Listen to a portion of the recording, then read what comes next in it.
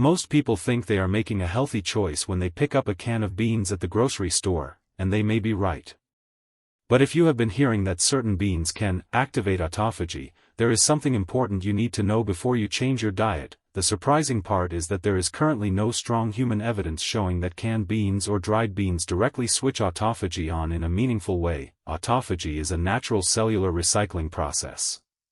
Your cells constantly break down and reuse damaged or unnecessary components, and this process becomes especially interesting when the body experiences changes in nutrient availability, energy balance, and other forms of stress. Scientists have studied fasting and calorie restriction because these conditions can influence autophagy, but much of the evidence comes from laboratory and animal research, while human evidence is still limited.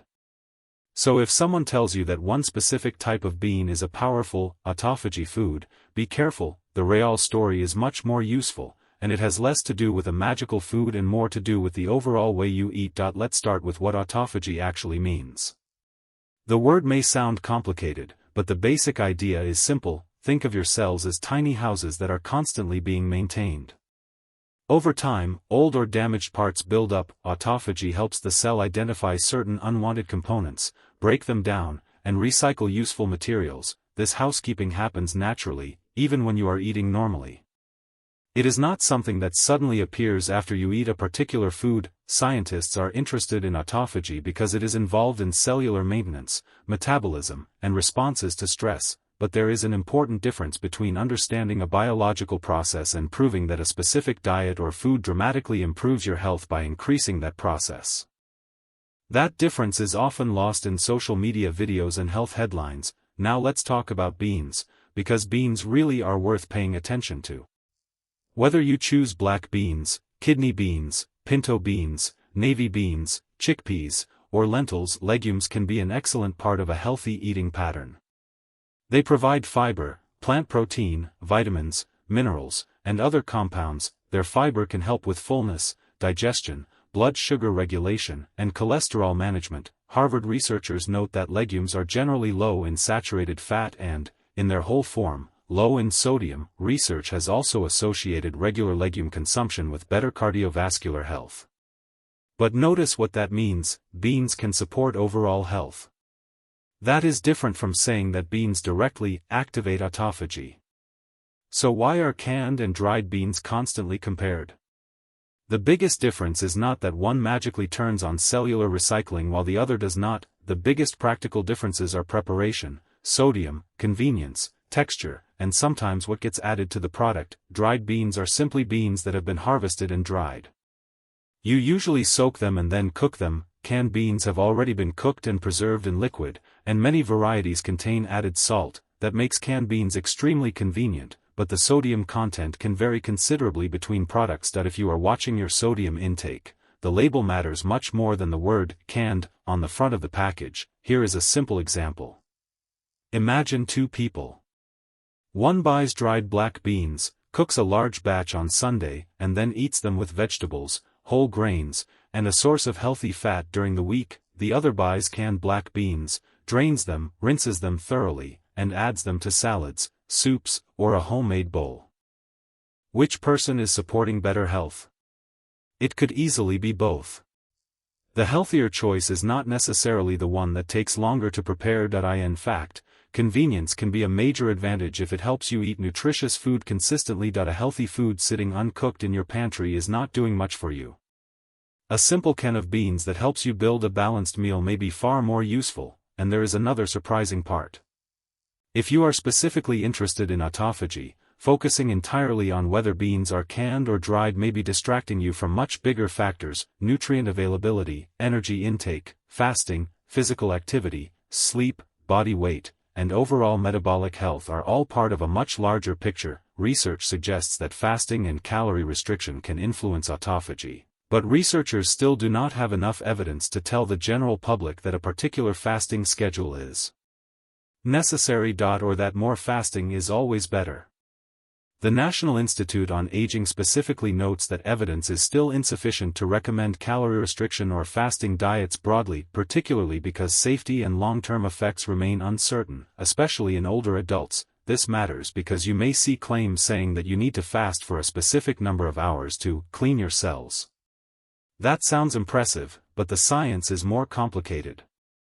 Autophagy does not have a simple household timer that switches on at exactly 16, 18, or 24 hours. Different tissues can respond differently, and human studies do not give us a universal clock that applies to everyone. One human study examined skeletal muscle responses during a 36-hour fast and found changes in several markers related to autophagy, but that does not prove that everyone should fast for 36 hours.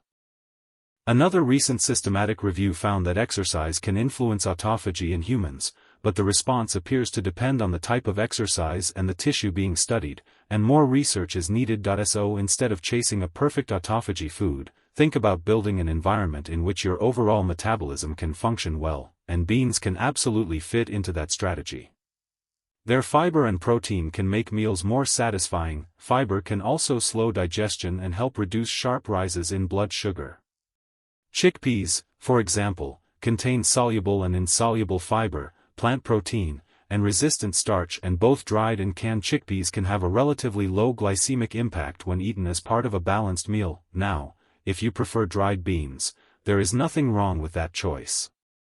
Dried beans are economical, versatile, and easy to store. Soaking them before cooking can also help some people tolerate them better. If beans normally leave you feeling bloated or uncomfortable, soaking and thoroughly cooking them may help reduce some of the compounds responsible for digestive discomfort, but do not suddenly jump from eating very little fiber to eating several cups of beans every day.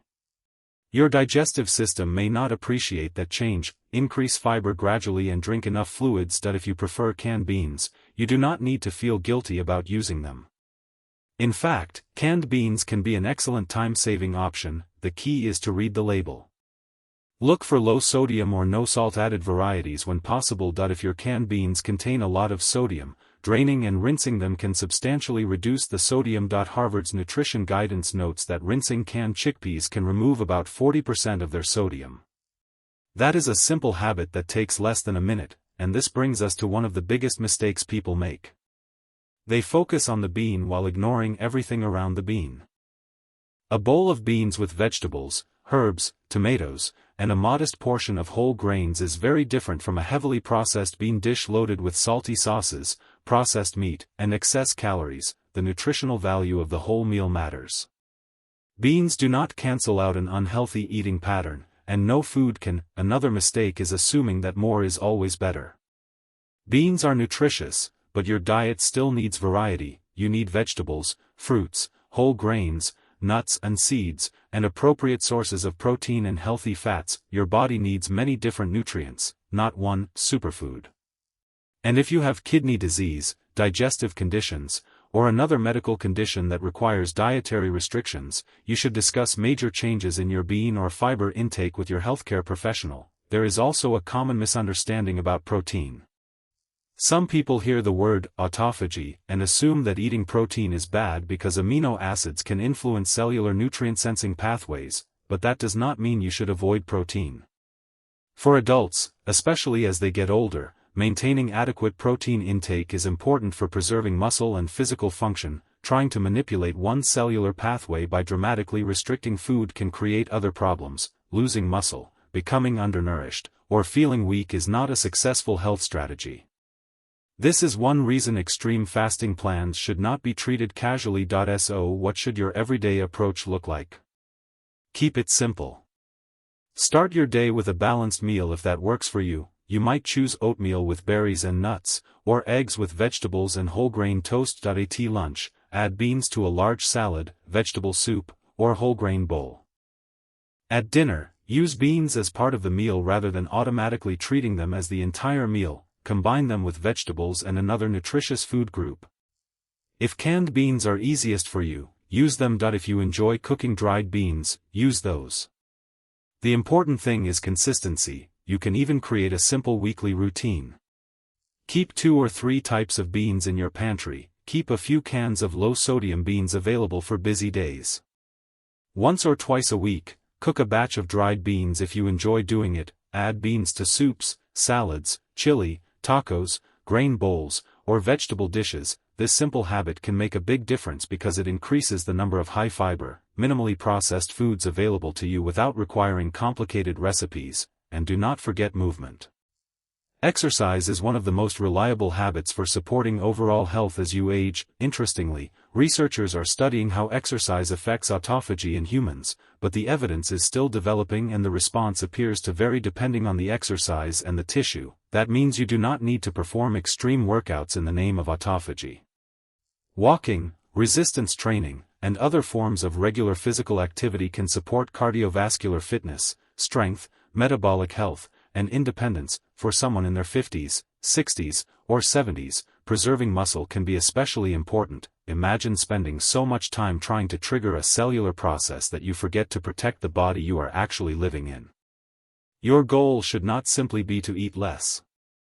Your goal should be to eat well, move regularly, sleep adequately, maintain a healthy body weight when appropriate, and preserve strength as you age. And there is one more thing worth remembering.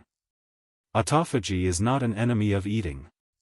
Your cells perform this process under normal conditions. You do not need to starve yourself to prove that you are healthy.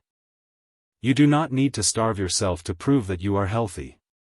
You do not need a special bean, expensive supplement, or complicated fasting protocol. The science simply does not support that level of certainty. So, which is better for autophagy, canned beans or dried beans?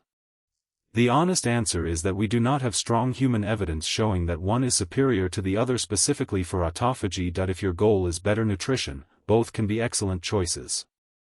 Dried beans give you control over preparation and sodium. Canned beans give you convenience and can still be highly nutritious, especially when you choose lower sodium options and rinse them before eating. The difference that matters most is how they fit into your overall diet and lifestyle. Most people don't realize that the healthiest choice is often the one they can actually maintain. If dried beans feel like too much work, use canned beans.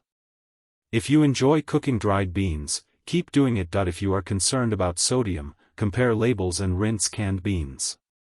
If beans cause digestive discomfort, start with smaller portions and increase gradually. And if you have been considering prolonged fasting because you believe it is necessary to activate autophagy, talk with your healthcare professional before making a major change, especially if you are older or take medications. The bigger lesson is simple. Do not let a catchy health headline convince you that one food holds the key to cellular health. Your body is far more complicated than that. Autophagy is a fascinating biological process, but healthy aging depends on much more than trying to manipulate one pathway. A diet rich in minimally processed foods, plenty of fiber, regular physical activity, adequate nutrition, good sleep, and sustainable habits has a much stronger foundation. So the next time you stand in the grocery aisle looking at canned beans and dried beans, you do not need to panic about choosing the wrong one. So the next time you stand in the grocery aisle looking at canned beans and dried beans, you do not need to panic about choosing the wrong one. Choose the option that helps you eat more nutritious food consistently. Check the sodium. Look at the ingredients. Rinse canned beans when appropriate, cook dried beans thoroughly. Add vegetables. Keep your meals balanced. And keep moving. Your health is not determined by one meal, one bean, or one fasting window. It is shaped by the small decisions you repeat over and over again, and that is actually good news, because you do not need perfection. You simply need a healthier pattern that you can continue tomorrow, next week, and years from now. Take care of your cells, but also take care of the whole person those cells make up. If this video helped you understand the real science behind beans and autophagy, consider sharing it with someone who may be confused by the same health claims, and remember, the goal is not to chase the latest health trend. The goal is to build habits that help you stay stronger, healthier, and more independent for as long as possible.